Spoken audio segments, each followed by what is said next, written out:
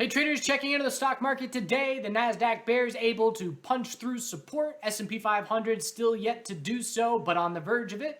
We have our relatively stronger names starting to weaken a little bit. Let's check in on everything and see where we stand. So S&P 500 has a double bottom at the moment with the low of last week.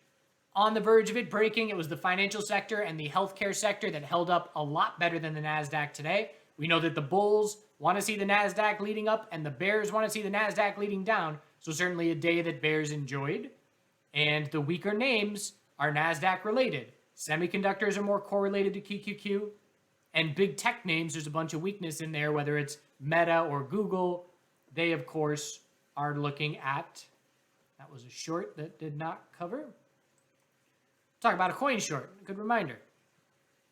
So SPY is testing support, and if it breaks tomorrow, the bears continue their complete control. The hourly downtrend, nice and clear today. The resistance zone, didn't watch Lori's pregame show, but I'm sure she was all over it, and I'm sure Dinsey was talking all about it with her live stream this morning for Chart Guys members. But anyways, we rejected from resistance with a nice clear top fish, hit the new low, bounced to an hourly lower high, and then hit another new low. And if you look at the 5-minute RSI, reverse back burners. Talk all the time about 5-minute oversold, hourly oversold conditions in bull markets to be scouting hourly higher lows or higher lows on whatever time frame. SPY and in this market environment, when we're weak, we look for the exact opposite. The hourly lower high was marked by the 5-minute RSI hitting 70. And QQQ did the same thing. So again, it's not, I won't blindly buy there. I won't blindly short there and then just on that alone. But where you're bouncing, you're back testing and rejecting from hourly EMA 12. You're hitting first 5-minute overbought conditions. That's at least enough for me to start scaling in to a bearish entry. And then just basing a stop loss on dollar risk that I'm willing to take. But it worked out this time for the bears. QQQ with the break of 290.87. We're now looking down at next support, 288.20. And there's a little gap to fill, 287.56 down here. Hourly downtrends will be our guide in the short term. Again, my mindset, I'm just not really going long right now. I'm just patiently waiting for 15-minute and hourly lower highs as a day trader and choosing the weaker names and paying attention to them. There's a lot more weaker names than there are stronger names. So that is the direction the tide's going for now. And so that's the direction I'm going as well. SMH dropped to the lower low. Not a ton of follow through. Failed to break the high of yesterday. No daily bounce underway. Hourly downtrend continues. And NVDA, same thing. Just hourly downtrend continuation for the bears. Tesla still relatively strong. So in the video yesterday, we talked about the sectors that were relatively strong. But keep in mind, this goes both ways. So there's many things in the market that go both ways. One of them is when you see a fear bottom set and you start to bounce, you look for the names that are weaker. If the confidence continues to grow, you look for the weaker names to be laggards on the bounce. If broader market weakness persists, you look for the stronger names to potentially be laggard bears. Now today, Tesla did a good job holding up, but some of our other relative strong bulls from the last couple of days, uranium and EV and solar, they're starting to see some weakness. And we had that little red flag yesterday in CCJ. We'll look at that in just a moment. But Tesla confirmed the daily bull flag. 314.67 is resistance from here. So this is definitely a resistance zone coming back into play. The hourly uptrend is our guide. And we're still in an hourly uptrend from yesterday. Hourly higher low and higher high. But watching closely. It's really hard to trust the bulls if SPY and QQQ are weak. Solar rejected from that top, pointed out yesterday all those resistance levels. And if we break 85.35, it's then a much more what's the level? If we break 84.50, we did by 10 cents, but if we break that, it's a much more convincing rejection from that resistance. And that's a bit of a shift. And for CCJ, we talked about the head and shoulders that bulls need to be cautious of in the video yesterday, and that has confirmed. So CCJ shaping up for the potential of weekly consolidation, and we'll be watching EMA 12 And we're watching the hourly downtrend there now. Hourly oversold bounce attempt into the close, but ran out of time, really. Some peers, curious what they're doing. Weaker. URA. Bit weaker. So the relatively stronger bulls weakening a bit. Tesla still standing out. NIO is looking ready for daily consolidation to shape up. I'd be keeping an eye out for an hourly lower high to be the result if we bounce tomorrow morning. Anything under 22.74. Watch to see if we break this stair-step pattern into daily consolidation. Healthcare held on, but a big upper wick. If I'm a bear, what I want to see is, all right, QQQ led the way down, and it's very rare that you will see Amazon, Apple, Google, they were all down over 2%, and other sectors, on that kind of day, you usually have the entire market weak because of how important all those names are. But today, not so much the case. There was definitely some green out there in other places.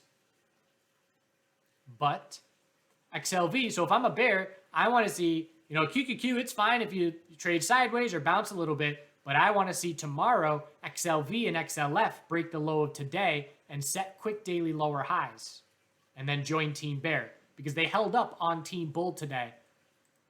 And that prevented it from getting to be a really ugly day. We didn't break the low of the day at any point after the bell rang on XLV, and on XLF, same thing. So if the lows of today break tomorrow, daily lower high very quickly set, and looking at the low of the week. IWM, same thing. So daily lower high, and if we drop down and break 180.57, then it's all about the low of last week. XBI is holding on really, really well. If SPY and QQQ looked like XBI right now, I'd have a lot more. I'd be giving the bulls a lot more of a chance, just because this daily chart is pretty much what the SPY and QQQ bulls wanted to see as far as setting the daily high or low and then trying to confirm the daily trend change. So very notable relative strength here. XBI divided by SPY is showing us this equilibrium breaking bull and following through. So keeping an eye on that. Again, I'm adding this now to the relatively stronger list. Silver, biotech, solar, EV, uranium. Some of those names weakened a bit today, but overall, if we're looking zoomed out a little bit over the last week plus, they're still definitely stronger. So for XBI, watching for an hourly higher low into the end of the day, and just ran out of time. This was actually, I was gone for a couple hours today, and I came back. I was like, oh, this is a trade I'm looking for here, because I was looking for the hourly higher low. I recognized some solid bull volume, and so I was looking for a 5-minute higher low entry here. But then once I realized it was the end of the day, that trade was out the window. But hourly higher low trying to shape up. And we got a little hourly uptrend as our guide. The dollar, sideways. Multiple inside bars, 4-hour tightening equilibrium. So not really doing a whole lot. And if the inside bars break bear, it is a daily lower high. And we'll have a tightening range to be watching. So keeping an eye out for that. The VIX also pulling back a bit. You're only going to see these big green candles on the VIX when all major sectors are dropping to the lows at the same time. And that didn't happen today. So the VIX was, again, SPY's down over 1%. QQQ was down 1.67%. And the VIX was pretty much break even. And that's because, in my opinion, some of our other sectors were holding up well. Or better. So short I took today, coin. So it came out that coin had, number one, I really don't like coin fundamentally. I've voiced that many times on Twitter. But coin had a group come out shorting it, whoever the group is. And so I just saw that, and I saw the bounce, and I just shorted the 2-minute, looking for the 2-minute lower high, and EMA 12, and 80 psychological. Just 3 little things aligning. So I entered short at 79.75, and I sold 30% on this initial little pullback, and then just had a break-even stop, risk-free, over 80. We rolled over. Great. Trade's working out. Then on the next bounce, where was the next bounce? Oh, I'm on the 2-minute.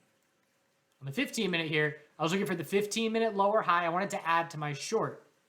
And so I recognized, okay, I'm scouting a 15-minute lower high. This is a 2-minute rising wedge.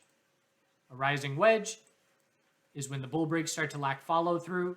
So a bearish pattern heading into hourly EMA 12 resistance. Nope, 15-minute EMA 12 resistance. So shorted here. I think it was in the 78.50s. Exited 40% on the initial bear break. So now I'm back to a full position size from where I started and left the computer for hours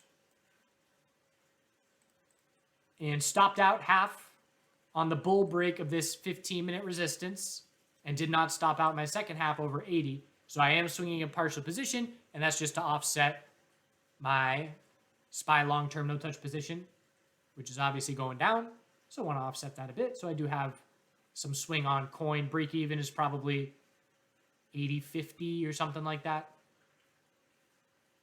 And we'll see if the bears can follow through and break 74.35 support from here. Gold, big bear break. This is the lowest gold has been in years, and it broke the baseline of support that had 5 touches on it. So a clear bear break. Gold bears in absolute complete control. Weekly daily downtrend remains our guide. Silver's still holding on really well. Still scouting a daily higher low. Again, you look at that XAU XAG chart and it's collapsing, showing us, well, I actually thought it would be down a lot more today. Anyways, it's testing this low that is showing us that silver is almost the strongest it's been comparative to gold in the last 3 months. So still keeping an eye on silver. Oil, daily lower high rejection from resistance. We failed to break it by 20 cents. Now the bulls must form a higher low compared to 81.20. Fundamental news event. It was the railroad strike reaching an agreement, and oil and natural gas dropped on that. So bulls would have to change the daily trend if anything's going to shift. Otherwise, the bears keep their control. And natural gas, we're scouting this head and shoulders. We got a big pullback. It's all about 778 from here. 4-hour lower high, the most likely result of the next bounce. Bears must confirm a 4-hour downtrend from here. That's a bad line. They must confirm a 4-hour downtrend from here to head towards that daily support. And that is your rundown on the day. So bears keeping their confidence. Netflix had a good day for the bulls. They had the news yesterday about ad whatever, and then an upgrade today. So you can see the relative strength all morning, and then another surge in relative strength. And the weekly's still looking pretty good.